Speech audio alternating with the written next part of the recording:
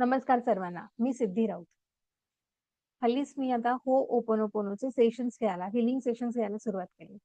आणि लोकांचे असे डाऊट यायला सुरुवात झाली, की नक्की ओपोनोपोनो म्हणजे काय? आणि त्याने काय होतं? सो म्हणूनच ओपोनोपोनो प्रेयरची हिस्ट्री काय आहे? हे सांगण्यासाठी खास हाच व्हिडिओ मी बनवला आहे. होओपोनो प्रेयर ही एक हवाईन प्रेयर आहे.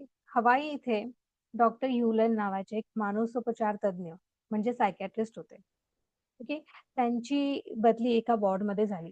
ज्या वॉर्डमध्ये खूनखार कैदी ठेवले गेले होते आणि ते मानसिकरित्या म्हणजे बॅलन्स त्यांचा गेला होता.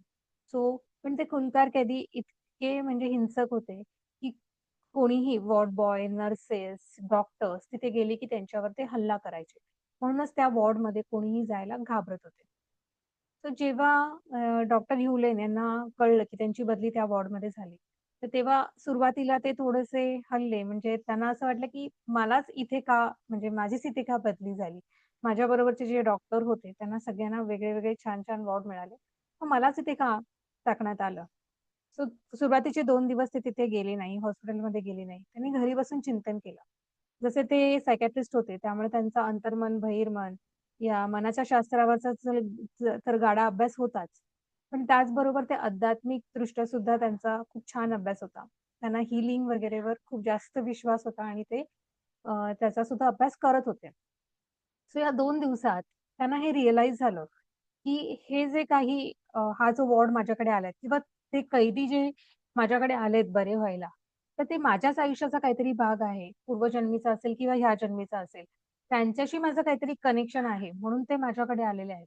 सो इट्स माय रिस्पॉन्सिबिलिटी ही माझी जबाबदारी आहे, की मला त्यांना बरं करायचं आहे. असा विचार करून ते 2 दिवसानंतर हॉस्पिटलमध्ये गेले. हॉस्पिटलमध्ये गेल्यानंतर असंच दिसलं, की त्या कैद्यांचा जो वॉर्ड होता, तो पूर्णपणे सील केलेला होता. सील इन द सेन्स जसं तुरुंगामध्ये असतं जेलमध्ये, तसंच लोखंडी दरवाजा किंवा लोखंडी जाळीचं आपल्या खिडक्यांना कसं असतं लोखंडी जाळी, तसं होतं आणि त्यांना जेवण वगैरे सुद्धा खालून पास केलं जायचं. थोडीशी फट होती तिथून ताटं पास केली जायची. बिकॉज जर कोण आत गेलं, की तर ते कैदी त्यांच्यावर हल्ला करायचे. हा अनुभव पूर्वीच्या लोकांचा होता. त्यामुळे आता कोणीही आत जात नव्हतं. त्यांना तसंच ठेवलं गेलं होतं. सो ह्युलन यांनी म्हटलं ठीक आहे आणि मग त्यांनी नंतर काय केलं, की तिथेच त्यांच्या तो जो दरवाजा होता जाळीचा त्याच्या बाहेर त्यांनी एक खुर्ची आणि टेबल घेतलं. ते तिथेच बसले आणि त्या कैद्यांच्या सर्वांच्या त्यांनी फाइल्स मागवून घेतल्या. फाईल मागवून घेतल्या आणि फाइल्स त्या बघायचे. ते रोज बघायचे फाईल उघडून आणि जायचे.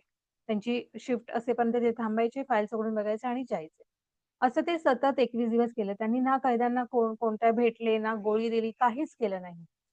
आणि हळू-हळू पण काय झालं कैद्यांमध्ये चेंजेस दिसायला लागले.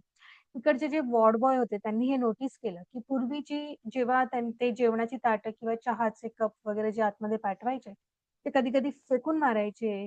त्या अ, तोडून वगैरे आहे म्हणजे ते चेपले वगैरे असायचे ते ताटं आणि ते जेवण वगैरे सगळं बाहेर सांडून वगैरे असं यायचं. पण आता हे 21 दिवसानंतर हळू चेंजेस दिसायला लागले, की ताटाची जशी आतमध्ये प्रॉपरली जात होती तशीच बाहेर यायला लागली. कधी-कधी तर वॉश करून सुद्धा यायला लागली. असं त्यांना ते रिझल्ट दिसायला लागले. सो त्या वॉर्ड बॉयनी चर्चा केली, बाकीच्या डॉक्टरांना वगैरे सांगितलं. तर असं करता-करता ही बातमी जी आहे, जे हॉस्पिटलचे डीन होते, जे मुख्य अधिकारी होते, त्यांच्यापर्यंत पोहोचली आणि मग ते स्वतः डॉक्टर ह्युमलॅन यांना भेटायला आले.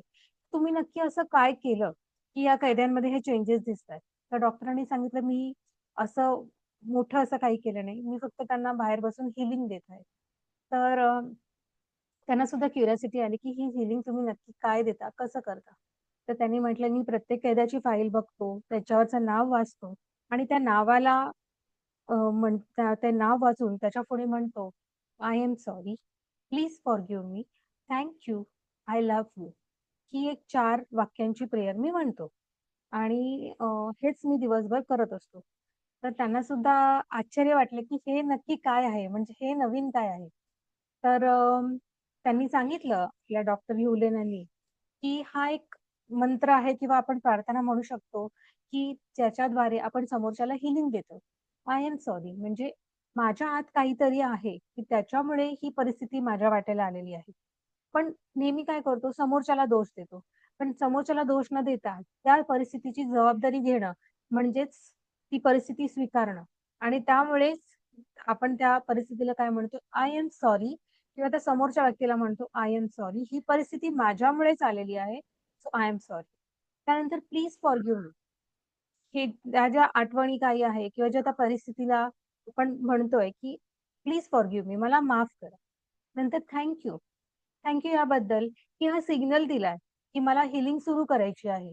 हे कुठेतरी माझ्या आयुष्याचा भाग आहे आणि त्यामुळेच मला हीलिंग सुरू करायची आहे आता. त्यामुळे thank you and I love you. I love you because प्रेम सर्व काही बदलते. म्हणून आय लव्ह यू. तर अशी ही 4 वाक्याची प्रेयर आहे आणि अशा प्रकारे त्यांनी ती बोलायला सुरुवात केली. सो डीनला सुद्धा ते पटलं आणि त्याच्यानंतर त्यांनी काय केलं, हॉस्पिटलमध्ये प्रत्येकाला त्यांनी असा अ, त्यांनी ते हेच काढला, की आदेशच काढला, की प्रत्येकाने ही प्रेयर म्हणायची आहे. त्या वॉर्डच्या समोर 5 मिनिटं जायचं. Doctor, nurses, ward boy everyone. ते जाऊन बोलायचे 5 मिनिटं ती प्रेयर आणि नंतर तुमच्या कामाला लागायचं. तर त्याप्रमाणे सगळेजण करायला लागले. तर हॉस्पिटलमध्ये सगळेजण होओपोनोपोनो प्रेयर करत होते. आणि त्याच्यानंतर मॅजिक असं झालं, की एका वर्षाच्या आतच तो वॉर्ड पूर्णपणे बंद करावा लागला. कारण तिकडचे जे कैदी होते किंवा तिकडचे जे अ, कैदी असून जे पेशंट्स होते, ते हळू-हळू चेंजेस त्यांच्यामध्ये आले.